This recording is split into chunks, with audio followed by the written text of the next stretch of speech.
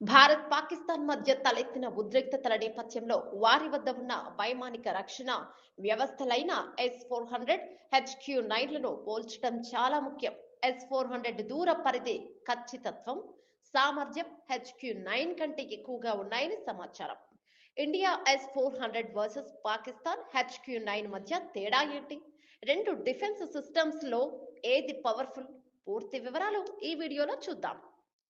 పహల్గామ్ ఉగ్రవాద దాడికి ప్రతిస్పందనగా మే 7న భారతదేశం నిర్వహించిన ఆపరేషన్ సింధూర్ తర్వాత భారత్ పాకిస్తాన్ మధ్య తీవ్ర స్థాయిలో ఉద్రిక్తతలు పెరిగాయి. పాకిస్తాన్ భారత్లోని పలు ప్రాంతాలను లక్ష్యంగా చేసుకుని అనేక వైమానిక దాడులను ప్రారంభించింది. వాటిని భారత్ డిఫెన్స్ సిస్టమ్ అడ్డుకుంది.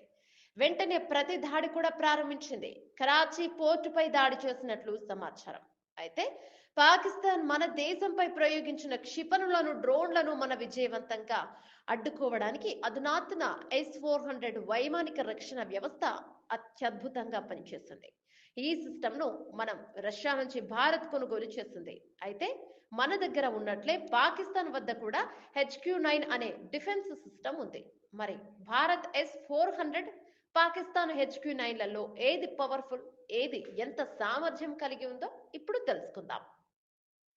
S-400 గుర్తింపు పరిధి 600 కిలోమీటర్ల వరకు క్షిపణి లక్ష్య పరిధి, 400 కిలోమీటర్ల వరకు క్షిపణి రకాలు, 120 కిలోమీటర్లు, 200 కిలోమీటర్లు, 250 కిలోమీటర్లు, 400 కిలోమీటర్లు వేరియంట్లు, ఫైటర్ జెట్లు, బాలిస్టిక్ క్షిపణులు, డ్రోన్లు, క్రూయిజ్ క్షిపణులను సెకండ్లలోనే నాశనం చేయగలదు.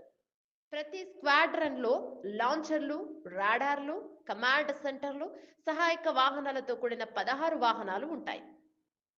HQ-9 గుర్తింపు పరిధి 200 కిలోమీటర్ల వరకు క్షిపణి పరిధి, మధ్యస్థ శ్రేణి అడ్డగింపు సామర్థ్యం. పాత సోవియట్ సాంకేతిక పరిజ్ఞానం ఆధారంగా దీనికి ఆధునిక వ్యవస్థల బహుముఖ ప్రజ్ఞ, ఖచ్చితత్వం లేదు. మే 7న పాకిస్తాన్ POK పై దాడుల సమయంలో భారత విమానాలను గుర్తించడంలో విఫలమైంది. భారతదేశం ప్రతీకార దాడులలో HQ-9 యూనిట్లు దెబ్బతిన్నాయని నివేదికలు సూచిస్తున్నాయి.